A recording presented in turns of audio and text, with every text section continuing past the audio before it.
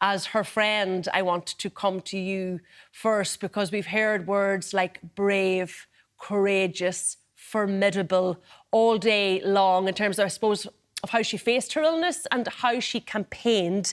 But what was she like away from the media, away from all of that campaigning? Vicky was the most extraordinary friend a person could ever wish to have. I got to know Vicky about 3 years ago, and we connected instantaneously. She was the type of person that you knew if you got on with her and she got on with you. And we talked incessantly for the last 3 years. She was the most loyal, courageous, inspirational person I think I have ever met, and truly humbled and privileged to have been able to spend the time with her that I've had to get to know her, to get to know her family, and to be part of her life, because she has been a huge part of mine. And it's I'm trying to come to terms with everything that has happened over the last 12, 24 hours.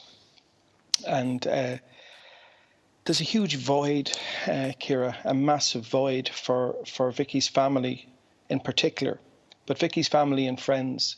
She was such an influential person in all our lives. She played such a huge part in all our lives that that void is it's very, very difficult to describe. It's inquantifiable, but it's very real.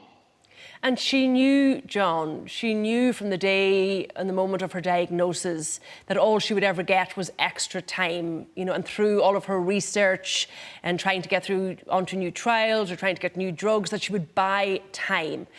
What sustained her through all of that?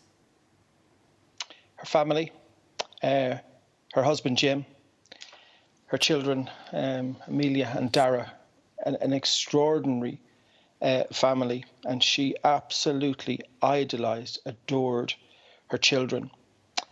And she lived for them. She lived for her husband, Jim, her mom and dad, her sister, her brothers. And she wanted to remain on this earth for as long as absolutely humanly possible, to spend as much time and reach certain milestones. And she surpassed, every milestone, created another milestone, another and another and another.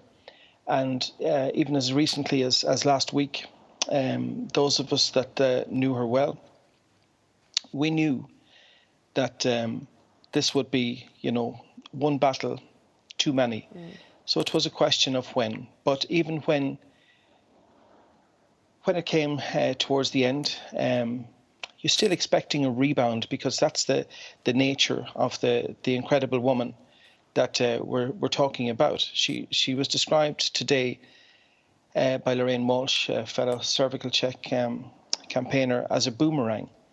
And it was a very apt description in that she kept coming back, and almost stronger than before, and surprising absolutely everyone that knew her, and wondering where she got the inner strength to keep doing what she was doing.